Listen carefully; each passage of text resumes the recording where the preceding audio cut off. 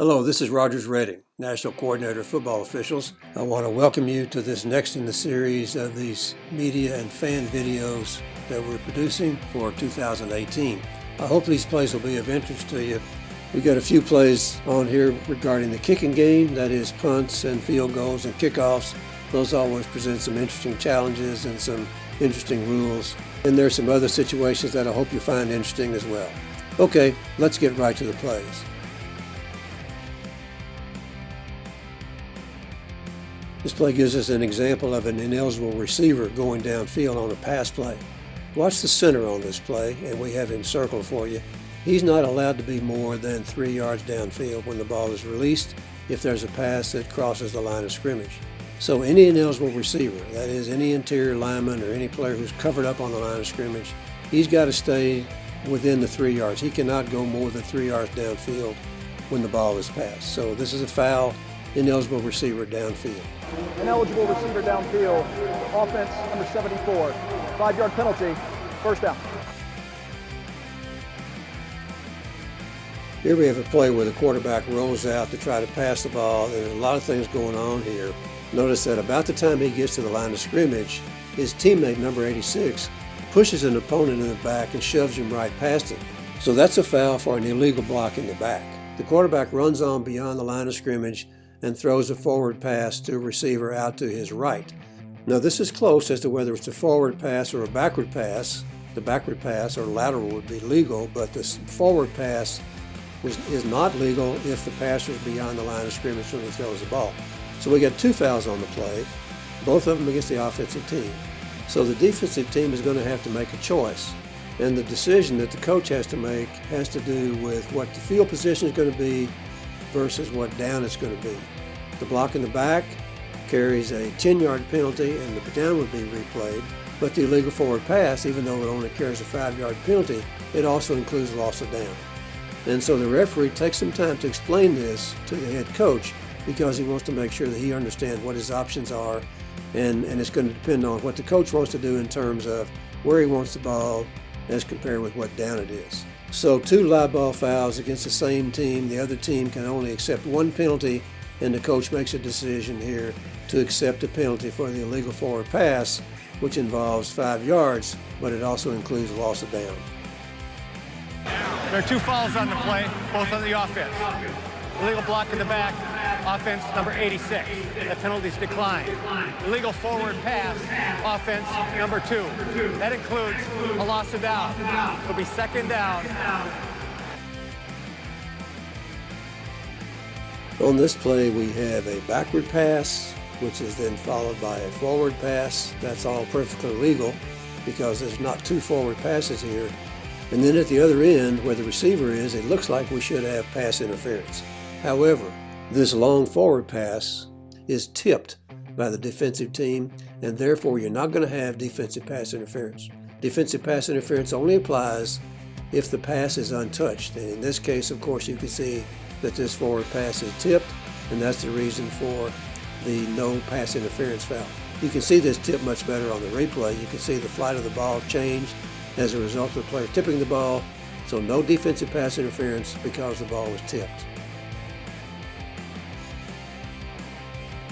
On this play, we have a blocked field goal, and notice that the ball is rolling along the ground near the goal line.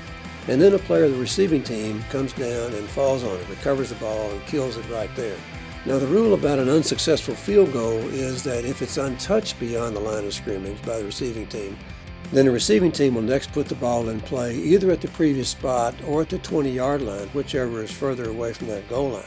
However, that ball is still alive, and so the receiving team can return it if they want to, but if they touch it back there beyond the line of scrimmage, then the rule about coming back to the previous spot or the 20-yard line doesn't have effect. And so in this case, the receiving team is just going to get the ball where it was recovered and declared dead. And the coach is asking a question about it. He's saying that they need to get it out here at that previous spot, which would be the case if his team had not recovered the ball. So in order for them to get the advantage of putting the ball in play at the previous spot or at the 20-yard line rather than deeper in their own territory, they've got to let that ball alone, simply let it roll dead and not fall on it like this player did. It's a football Ball had foul. not been blown dead. Purdue recovered it at the 1 yard line. First down, Purdue. Timeout on the field. One of the new rules this year is that if a receiver of a kickoff makes a fair catch, then he gets the ball at the 25-yard line rather than at the spot where he makes the catch. But what has to happen is he's got to actually catch the ball. And notice in this case, the player at about the 1 yard line does make a fair catch signal, but then he muffs the ball and then picks it up. Now the ball is dead. Once he's signaled like that, he cannot advance the ball, but since he did not catch it, he didn't get it until it had already bounced, then he doesn't get the ball at the 25. He gets it right there at that spot. So the idea is that if the receiver is going to have the advantage of getting the ball at the 25-yard line, he's got to do what he's supposed to do, and that is actually catch the ball after making a fair catch signal. And he doesn't do it. He muffs it, the ball hits the ground, and then he gets possession of it, but that's not good enough to take it out to the 25. He's going to have that ball right there where the ball is declared dead. Here we have a punt play where the defensive team runs into the kicker, knocks him to the ground, and the question always is this running into the kicker, which is only a 5-yard penalty, or is it roughing the kicker, which would carry a 15-yard penalty and an automatic first down?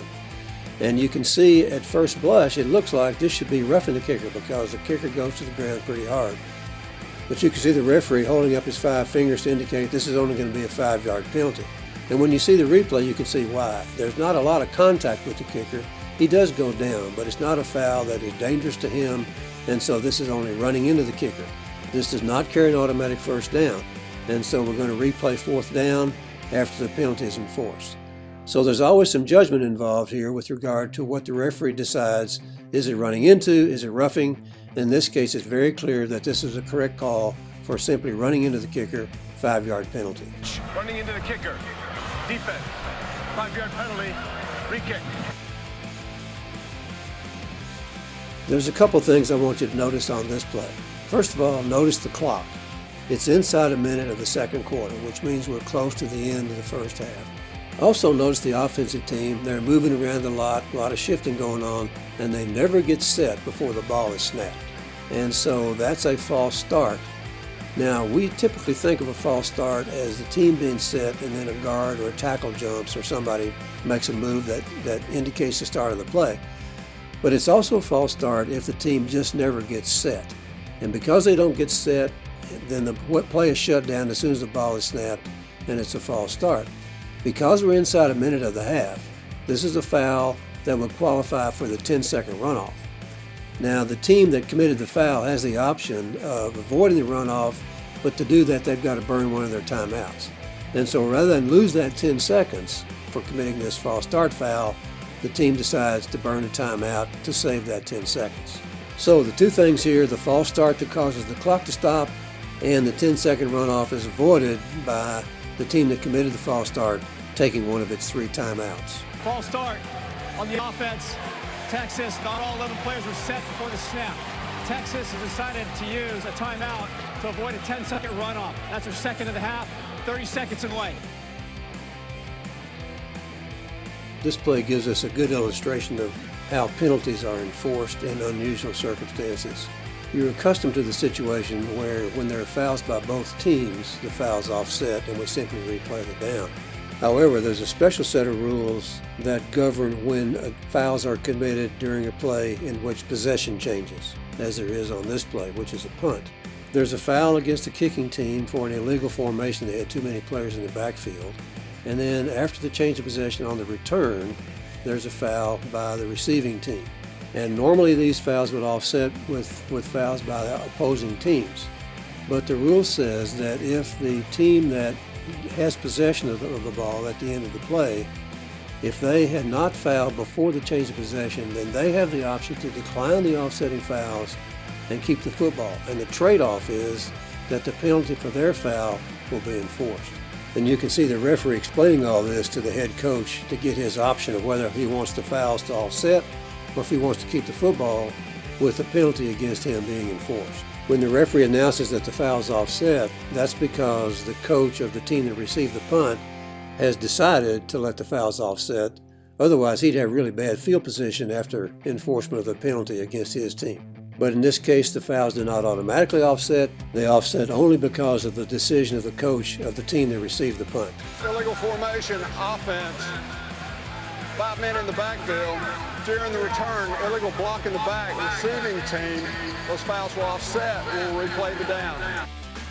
Well, that's it for this time. We'll be back soon with another set of videos for you to look at. In the meantime, have great games this weekend.